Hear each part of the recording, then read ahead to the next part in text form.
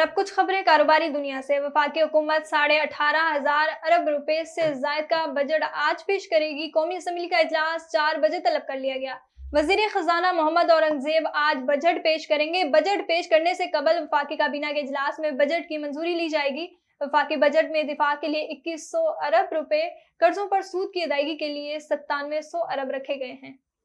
नए माली साल का बजट IMF के मशावरात से तैयार किया गया। बजट वफाकी काबीना से मंजूरी के बाद पेश किया जाएगा। महंगाई का हदफ 12%, माशी शरोनमा का हदफ 3.6% मुकर्रर कर दिया गया।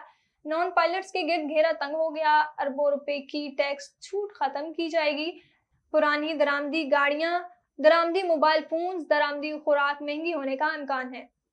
इंटरबैंक में रुपए के मुकाबले में डॉलर की कीमत में इजाफा रिकॉर्ड किया गया। कारोबारी हफ्ते के दूसरे रोज इंटरबैंक में अमेरिकी करेंसी की कीमत में 13 पैसे का इजाफा रिकॉर्ड किया गया, जिसके बायस इंटरबैंक में डॉलर 277 रुपए 50 पैसे पर बंद हुआ है। गुज़श्ता रोज इंटरबैंक में डॉलर 277 रुपए 37 पैसे पर बंद हुआ था।